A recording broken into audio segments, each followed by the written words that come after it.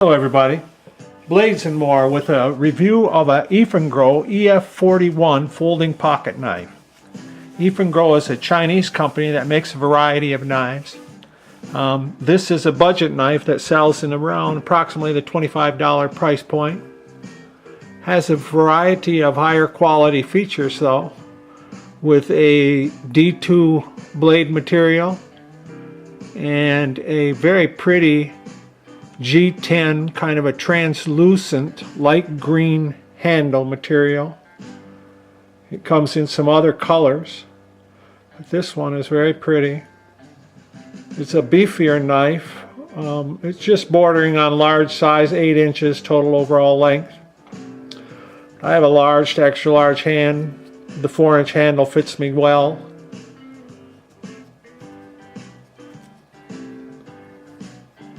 The blade design is really cool. It's a clip point.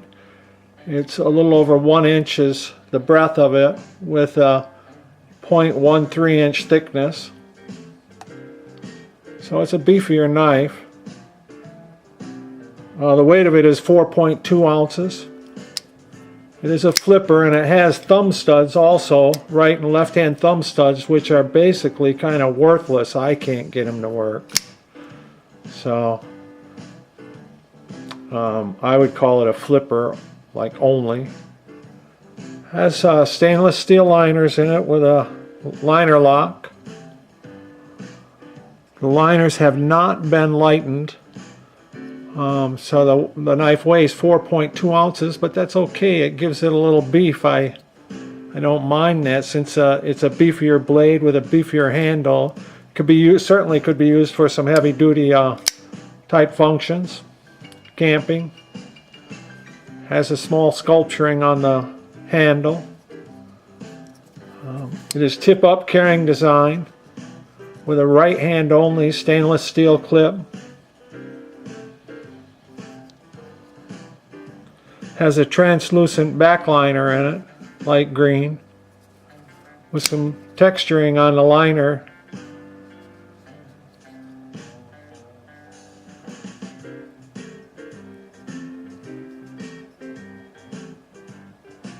It's a nice feeling knife for the $25 price point. However, it did come with some deficiencies that you would be a little concerned about. It has a ball bearing pivot point, which makes it nice. It opens nice. However, when I got it, the pivot screw was loose on the knife, so I disassembled the knife, cleaned it out, oiled it up, put a little Loctite on the pivot screw, which I had to use. It's not a normal, it's a 3-point type removal system or anchoring system there, so I had to use some small implements to get in there and turn it out, but it turned out okay, and then I put some blue Loctite on it when I reassembled it. But the knife didn't center well when I first got it. It centers well now, but I switched the bearings around in it to try to give some adjustment to the centering of the blade, which did fine. Also, the thumb studs, which really are worthless because they're too short and the cutaway is not deep enough, they were loose.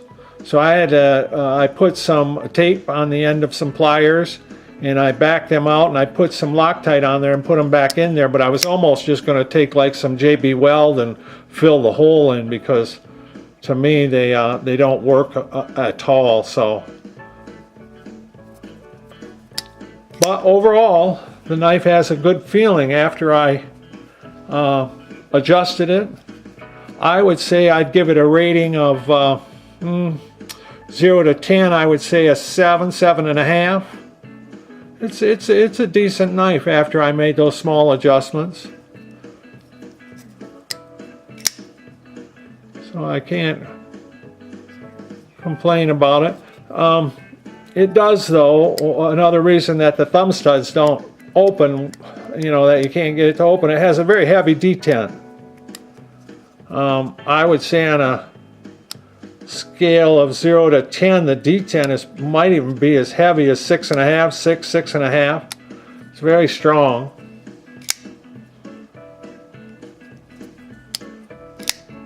But with the flipper, it works fine. You can get it to open just fine. So overall, it's a very pretty knife. I love the blade design and the handle design with the especially this light green translucent.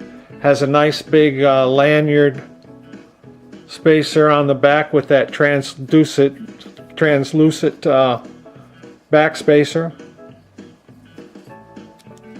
Okay, everybody, here we go.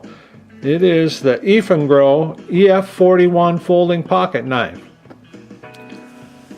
Thank you very much for watching, and I would appreciate it if you would subscribe to my channel by clicking that little circle that turns into a box.